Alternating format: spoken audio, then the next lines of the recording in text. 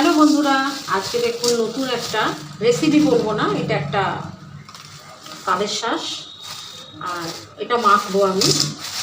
এখানে 8খানা তালের শাঁস আছে। এটার মধ্যে যা যা আমি দেবো এই তালের শাঁসে, এটা মজার খাওয়া তো।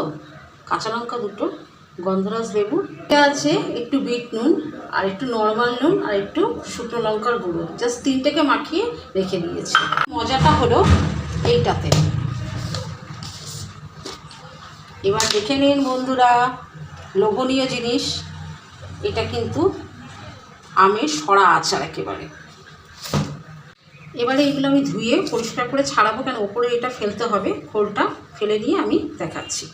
এইগুলোকে কাটা হয়ে গেছে, খালি একটা জাস্ট 8টা ছিল, এটা একটু ফেটে গেছে বলে আর শো করলাম না আমি।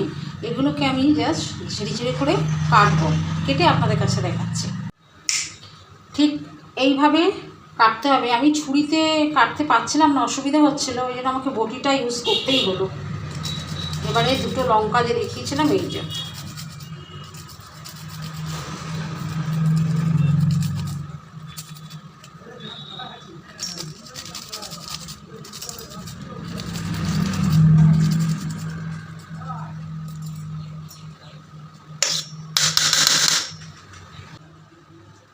এটার মধ্যে নিয়ে নিচ্ছি, আমার সুবিধা হবে।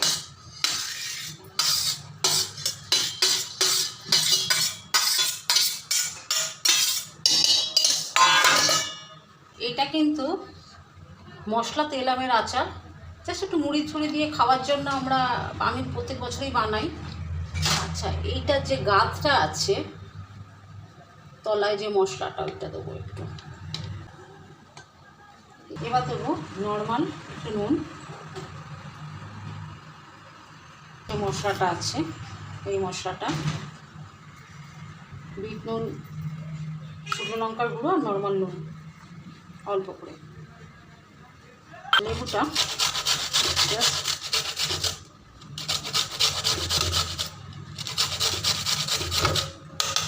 একটু গন্ধটা যাতে ভালো লাগে। এবারে দিচ্ছি এই অল্প একটু কাসুন্দি। আর আপনাদেরকে বলে রাখি, আমি যে কাসুন্দিটা ইউজ করি সেটা কিন্তু কল্যাণী থেকে এক দাদা এসে দিয়ে যায়। প্রচণ্ড ঝাঁঝ, তাই এটা কিন্তু মানে আমরা যেসব কাসুন্দিগুলো দিয়ে পকোড়া বা স্যান্ডউইচ খাই সেই কাসুন্দি কিন্তু নয়, এটা কিন্তু অরিজিনাল ভাতের কাসুন্দি। প্রচণ্ড ঝাঁঝ, ওই জন্য একটু বুঝে দিতে হবে। যেহেতু আমি পরিমাপটা জানি, ওই জন্য একেবারে একটুখানি। এবার দিচ্ছি মিষ্টি আমের সরা আচারের পানিটা, একবার যা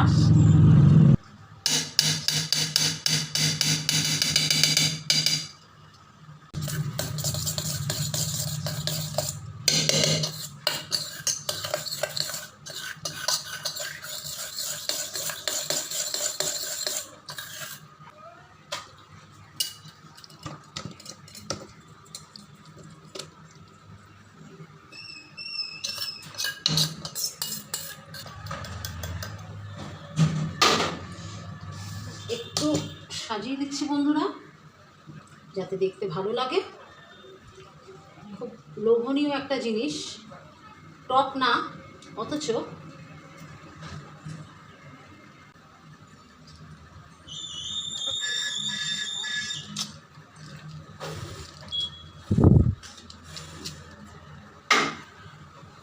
আমাকে যারা আপনারা ইউটিউব চ্যানেলে দেখছেন তারা কিন্তু প্লিজ আমাকে অন্তত শেয়ারটা ফেসবুকে করতে ভুলবেন না।